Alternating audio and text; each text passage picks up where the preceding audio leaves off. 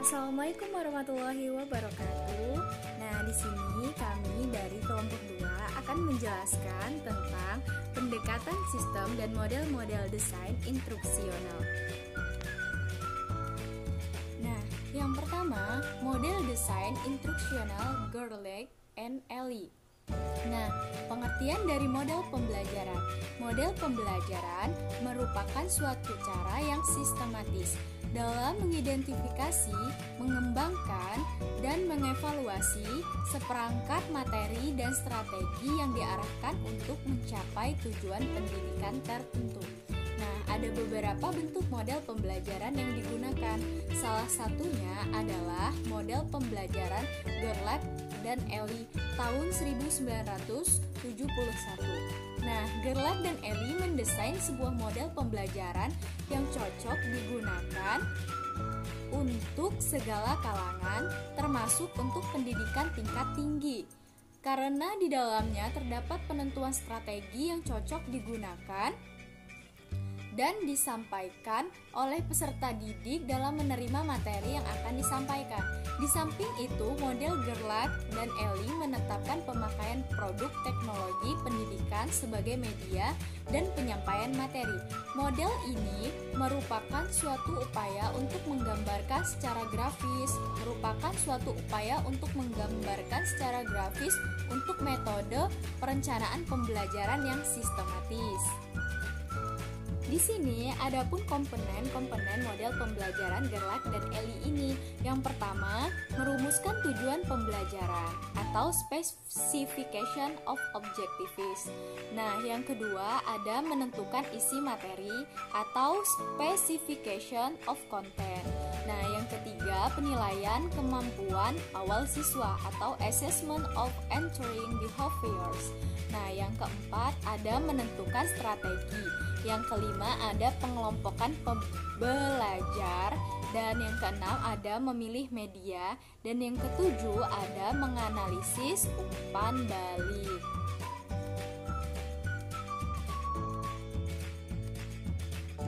Baik, di sini saya akan melanjutkan materi yang selanjutnya, yaitu kelebihan dan kekurangan model belajar Gerlach and Ellie.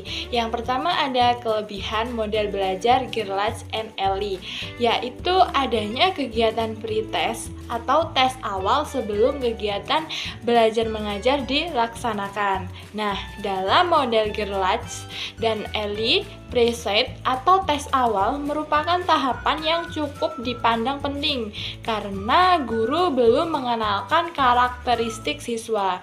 Di samping itu juga model pembelajaran Gerlach and Ellie sangat teliti dalam melaksanakan atau merencanakan pembelajaran. Terbukti dengan diadakannya tahapan pengelompokan belajar, perhitungan waktu, serta pengaturan ruang belajar.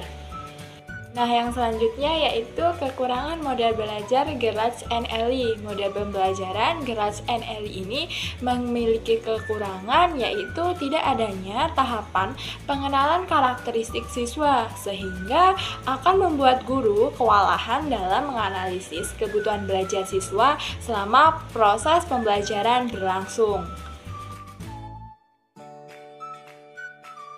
Nama saya Ayesti Melandari, saya akan menyampaikan model desain instruksional ID.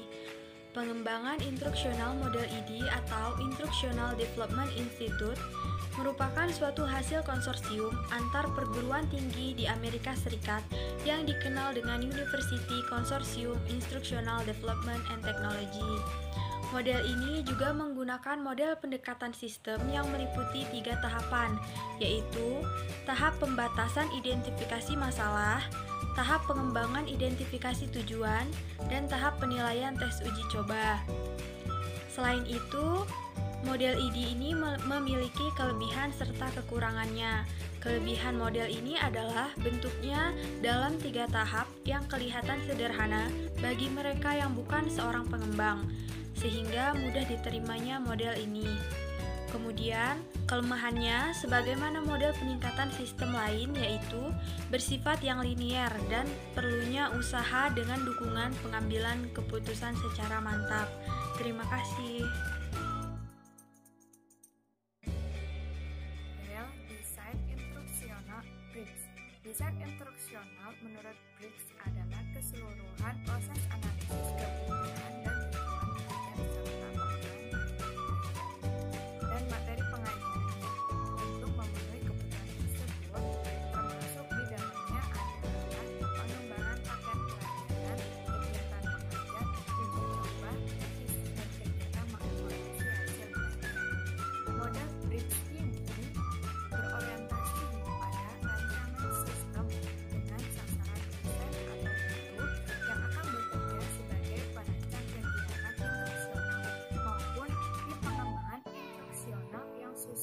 anggotanya meliputi dosen, administrator, ahli bidang studi, ahli evaluasi, ahli media, dan perancang instruksional. Model pembelajaran PRINS ini berdasarkan pada 3 prinsip keselarasan, yaitu 1. Tujuan yang akan dicapai, 2. Strategi untuk mencapainya, 3. Evaluasi keberhasilan. Baik, materi yang selanjutnya kita akan membahas langkah-langkah model pembelajaran menurut Briggs. Yang pertama yaitu penentu tujuan, di mana penentu tujuan merupakan langkah yang paling awal, yaitu guru harus mengidentifikasi tujuan apa yang harus dicapai oleh siswa. Untuk yang kedua yaitu perinci tujuan. Tujuan yang telah diidentifikasi dirinci berdasarkan keterampilan-keterampilan apa yang akan dimiliki oleh siswa. Yang ketiga ada rumusan tujuan, di mana tujuan yang telah dirinci tadi dirumuskan dalam satu kalimat pernyataan yang mengandung kemampuan apa dan tingkat kemampuan apa yang harus dimiliki oleh siswa selama mereka dalam proses pembelajaran. Untuk yang keempat ada analisis tujuan, yaitu kegiatan ini dilakukan agar tujuan-tujuan yang dianggap sering ditemukan, tingkat kegagalannya dengan tujuan-tujuan yang lebih rasional, tingkat keberhasilannya. Yang kelima ada penyiapan evaluasi hasil belajar,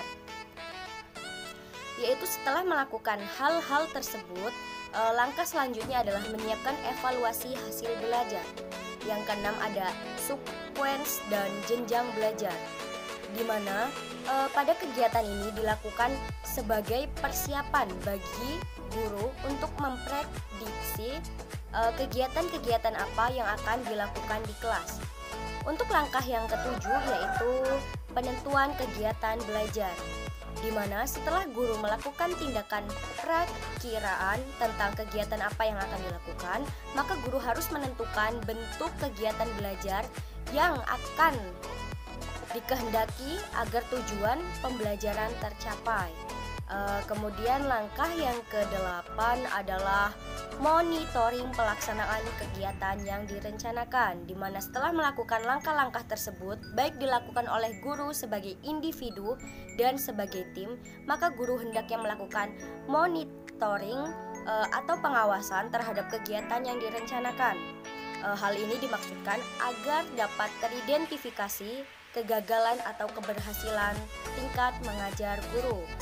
Untuk langkah yang ke-9 yaitu ada uji coba dan revisi, di mana evaluasi formatif dilakukan untuk menilai apakah tingkat keberhasilan pembelajaran dapat diukur.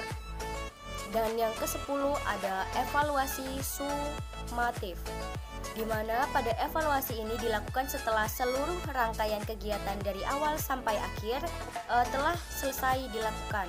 Cakupan tujuan penilaian ini lebih luas karena yang diukur adalah kegiatan pembelajaran dari awal pertemuan sampai akhir pertemuan. Kegiatan ini dimaksudkan untuk mengukur tingkat penguasaan siswa terhadap materi-materi secara total. Yang selanjutnya adalah model desain instruksional Dick and Carey. Model Dick and Carey merupakan model pengembangan yang dikembangkan melalui pendekatan sistem atau system approach. Model sistem pembelajaran ini terdiri atas beberapa komponen yang perlu dilakukan untuk membuat rancangan aktivitas pembelajaran yang lebih besar. Berikut ini adalah langkah-langkah desain pembelajaran menurut Dick and Carey. Yang pertama, mengidentifikasi tujuan umum pembelajaran. Yang kedua, melaksanakan analisis pembelajaran. 3. Mengidentifikasi tingkah laku, masukan, dan karakteristik siswa.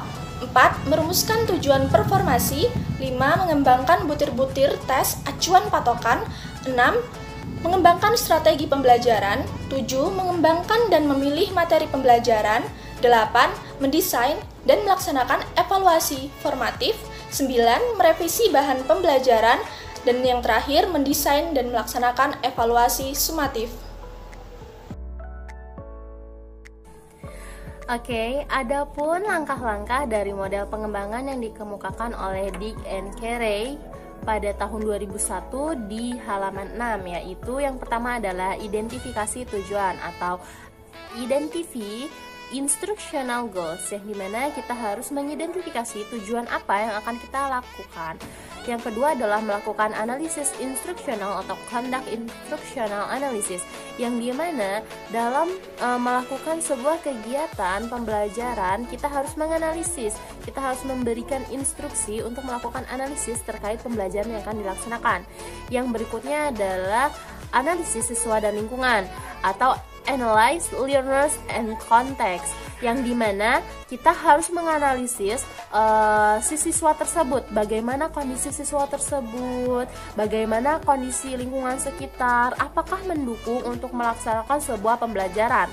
Nah, yang keempat ada merumuskan tujuan performasi atau right performance objectives, yang dimana dalam melakukan sebuah pembelajaran kita harus merumuskan tujuan yang akan kita capai itu apa gitu.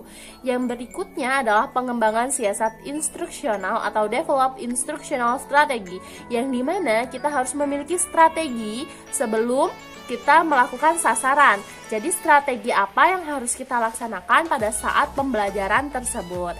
Nah, yang berikutnya adalah pengembangan atau memilih material instruksional atau develop and select instructional materials, yang dimana ketika kita sudah memiliki strategi, maka harus kita kembangkan strategi yang sudah ada tersebut dengan memilih material instruksional apa.